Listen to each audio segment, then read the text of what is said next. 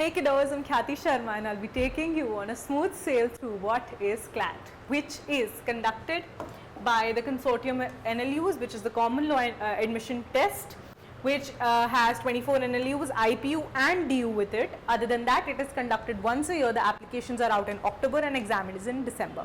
If you're a 12th grade student, then you'll be giving your CLAT exam before you give your 12th board. So best of luck for that. Moving on. We have the structure and format of the paper. We have 5 sections. We have legal aptitude, current affairs and GK, wherein current affairs and GK are 25% and legal aptitude is 25%. So for legal aptitude, there are contract questions, torts questions, family law questions. This is to make sure that you have a basic understanding of what the subject is, what are the essentials of tort, what are the essentials of contract, and what is strict liability, absolute liability, negligence, nuisance and everything. Other than that, current affairs and GK are there to make sure that you know what is going around you. आपको पता है कि nationally क्या चल रहा है, internationally what events are going on, what is going on exactly, right? At the moment, there is no static GK involved. There is majorly what is going on around at the moment. तो बहुत recent चीज़ें आती हैं आपके current affairs और GK में. So focus on newspapers. Newspapers are good. Right, same newspapers as I was saying, English and logical reasoning. English में newspapers are your best bet. Novel का interest इतनी जल्दी develop नहीं होता है.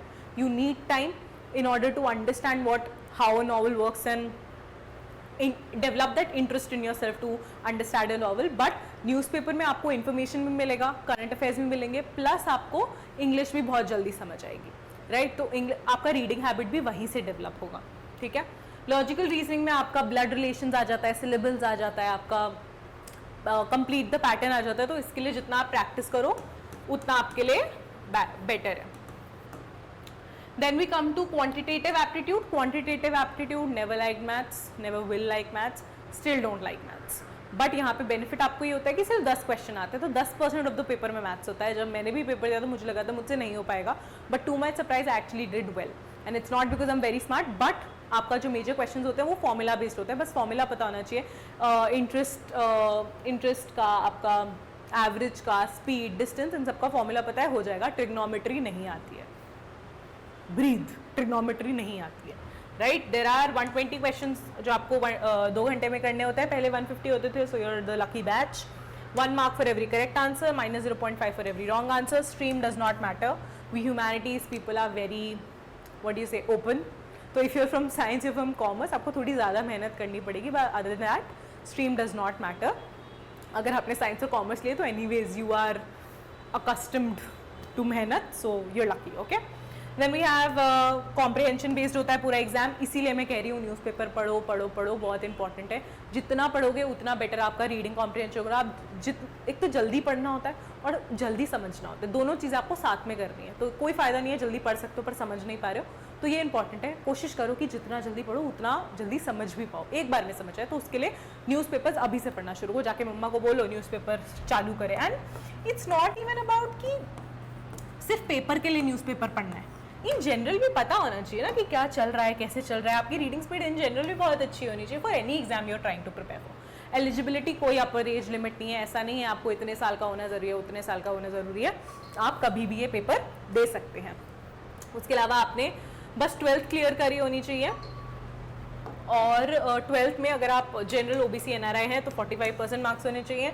SC ST को 5% का रिलैक्सेशन मिलता है जिसमें आपके पास 40% मार्क्स होने चाहिए. But it's really a formality, you can do it, it's not that difficult. Right, 10th boards में सबके मार्क्स आ जाते हैं. हाउ टू प्रिपेयर, सबका सेम क्वेश्चन होता है. कैसे करें, कहाँ से करें, कितना करें, कब स्टार्ट करें, कब स्टार्ट करना हमारे लिए बेस्ट है.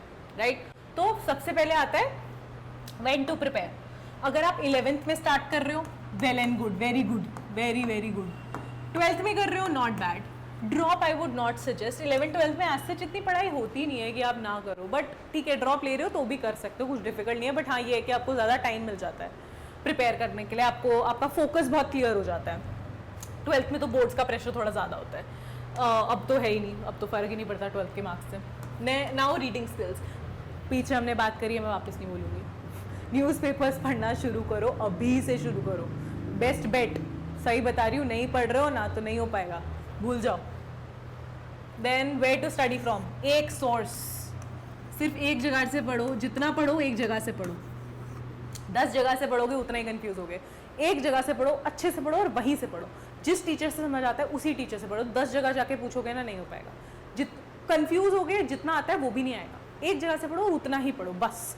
न्यूज़पेपर भी एक ही पढ़ना है, इंडियन एक्सप्रेस या Hindu. Then we come to how to manage time. ये बहुत डिफिकल्ट होता है लोगों के लिए, क्योंकि सबके शेड्यूल डिफरेंट होता है, काम डिफरेंट होता है, प्रायोरिटीज़ डिफरेंट होती हैं। बट इस पॉइंट पे आपकी प्रायोरिटीज सिर्फ कैट होना चाहिए।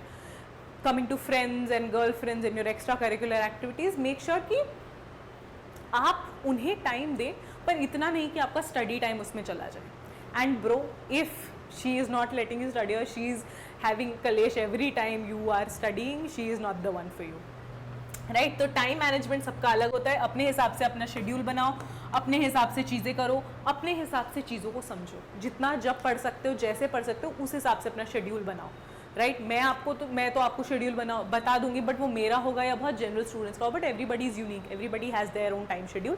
तो उस हिसाब से खुद का शेड्यूल खुद ही बनाना पड़ेगा। और टू बी ऑनेस्ट, खुद का शेड्यूल खुद ही को समझ आता है। कोई दूसरा बताता है ना तो ऐसा लगता है we are bounded, but when we are doing it on our own तो हम थोड़ा ईजिली कर पाते हैं। Quit distractions, hobbies, very different things. Distraction is something जिसकी वजह से आप काम ना कर पाओ, या डिले करो, या प्रोक्रेस्टिनेट करो, जैसे इंस्टा की रील्स जो हम पूरे दिन स्क्रॉल करते रहते हैं। But hobbies is like football which relaxes you. आपने खेला और आपको रिलैक्स फील हुआ, now you can get back into the zone of studying. Hobbies are good, playing football is good, it's a very good sport, keep playing, but with distractions. PYQs, do PYQs every week. आता हो ना आता हो, PYQs, वहीं आधी reading habit तो वहीं से आ जाएगी, बिकॉज आपको एक फॉर्मेट पता चल जाएगा। आप जितना उस चीज़ को बेटर समझोगे, जितना उस चीज़ को 3 बार 4 बार देखोगे ना, आपको और बेटर समझ आता जाएगा। तो PYQs इज गुड। PYQs आप जितना करो उतना बेहतर है आपके लिए। आपको एक फॉर्मेट भी समझ आ जाता है कि भाई एक्चुअल में चीज़ों में होता क्या है, right. Then we have programs. For programs with CLAT you get IPU, you get DU and you get NLU. NLU I've told there are 24 NLUs that you can get. Now for DU and IPU you have to register individually. आपको DU में अलग से register करना पड़ेगा और आपको GGS IPU में अलग से रजिस्टर करना पड़ेगा। तो तभी आपको CLAT के मतलब रजिस्टर अलग से करोगे, बट एडमिशन CLAT के मार्क्स के बेसिस पर ही मिलेगा आपको। तो for DU you register here, जो फीस है which is very much equal to that of NLU, but the benefit is that of parental income. 4 lakh से कम है 90% वेवर, 8 लाख से कम है तो 50% वेवर।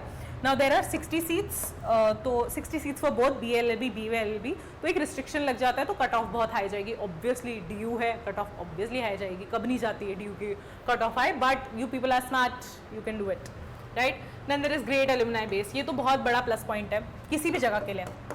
जितना एलुमनाई बेस स्ट्रॉन्ग होता है ना, उतनी अच्छी जगह होती है। कैन यू इमेजिन, जजेस जितने बैठे हैं, अच्छे लॉयर जितने बैठे हैं, सारे DU से पास आउट है, तो वो एक एनीवेज आपको एक बेनिफिट मिल जाएगा। It's a said benefit that you get, sorry unsaid benefit that you get. Coming to IPU has a lot of colleges. तो यहाँ पे अगेन 2940 सीट्स होती है, तो आपके चांसेस एनीवेज बढ़ जाते हैं मिलने के। टॉप कॉलेजेस के लिए एम करो, टॉप NLUs के लिए एम करो, टॉप IPU कॉलेजेस के लिए एम करो। इनका fee range is from 2.73 lakhs to 14.2 lakhs। Then there is, आप रजिस्ट्रेशन यहाँ कर सकते हैं, अगेन अलग रजिस्ट्रेशन होता है। उसके अलावा सीट्स ऑफ टोल्ड यू, बाकी मिलता सब ये दोनों ही आपको CLAT के बेसिस में मिलते हैं, CLAT के स्कोर और रैंक के बेस पे मिलते हैं। Then we come to other exams. If you're not giving CLAT or if you want to give other exams other than CLAT, because सबका मेजर जो ऊपर से पूछते हैं सब सेम ही होता है, सेक्शन मेजरली सेम होते हैं। तो उसमें आपका पहला आ जाता है जामिया का रजिस्ट्रेशन हियर। ये सेपरेट एग्जाम्स करवाते हैं, तो आपको इससे जामिया में एडमिशन मिलता है। ये एग्जाम यूजुअली मई में होता है। इसमें 150 क्वेश्चंस होते हैं for 2 hours। Again same pattern, 1 mark for every correct answer, -0.5 for every wrong answer, but there is a catch. History और ये सारी चीज़ें थोड़ी ज़्यादा, स्टैटिक GK आती है। स्टैटिक GK CLAT में नहीं आती है, कम आती है, बट जामिया में आती है और अच्छी खासी आती है। तो ये आपको थोड़ा ज़्यादा इस पे ध्यान देना पड़ेगा। There are 60 seats each for BLLB BBLLB। Other than that आपका ELET में रजिस्ट्रेशन यहाँ पर होता है, दिसंबर में होता है ये exam. 150 questions, 120 minutes, which is 2 hours। Now for NLUs there are 26 NLUs, out of which 24 आपको CLAT से मिलते हैं, but Delhi NLU is one which you get through ELET। So it's a good exam but a little difficult, so again prepare that way, prepare for the hardest, and you'll aim the best, मतलब you'll score the best, goal the best, right? So again 1 plus 1 mark minus 0.25 for every wrong. Sections are the same. There is 110 seats for BLLB. SLAT made no negative marking, so yes, congratulations, you can attend all questions.